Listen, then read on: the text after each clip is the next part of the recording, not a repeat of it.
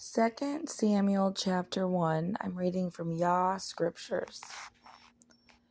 And it came to be after the death of Saul, when David had returned from smiting the Amalekites, that David remained 2 days in Ziklag. And it came to be on the 3rd day that, see, a man came out of the camp from Saul with his garments torn and dust on his head. And it came to be when he came to David that he fell to the ground and did obeisance. And David said to him, "From where do you come?" He said to him, "I have escaped from the camp of Yasharel."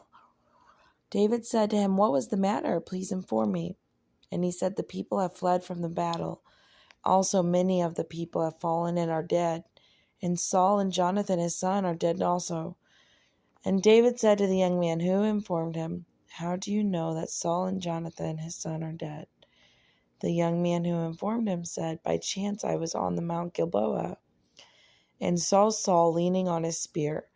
See, the chariots and horsemen followed hard after him. When he looked behind him, he saw me and called to me, and I answered, 'Here I am.' He said, 'Who are you?' So I answered, I said, 'I am a Amalekite.'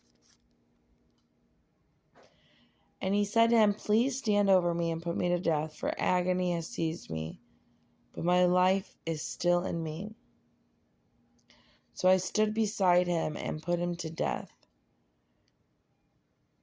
for I knew he would not live after he had fallen.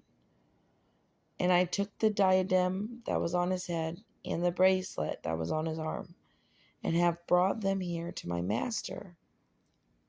David took hold of his own garments, tore them, also all the men who were with him. They mourned and wept and fasted until evening for Saul and for Jonathan his son, and for the people of the Most High, and for the house of Yasharel, because they had fallen by the sword. Then David asked the young man who informed him, "Where are you from?" He answered, "I am the son of a sojourner in Amalekite." David said to him, "How was it you were not afraid to stretch out your hand to destroy the anointed of the Most High?" David called one of the young men and said, "Draw near, fall on him." And he smote him so that he died. David said to him, "Your blood is on your own head, for your own mouth has witnessed against you, saying, 'I myself have put to death the anointed of the Most High.'" Then David lamented with this lamentation over Saul and over Jonathan his son. And he ordered the bow to be taught to the children of Yehudah. "See, it is written in the book of Yashar, 'The splendor of Yasharel is slain on your high places. How the mighty have fallen. Declare it not in Gath. Proclaim it not in the streets of Ashkelon, lest the daughters of the Pelethites rejoice, lest the daughters of the uncircumcised exult. Mountains of Gilboa, no dew or rain be upon you, no fields of offerings, for there the shield of the mighty lay rejected, the shield of Saul not anointed with oil. From the blood of the slain, from the fat of the mighty, the bow of Jehonathan or Jonathan did not turn back, and the sword of Shaul or Saul did not return empty.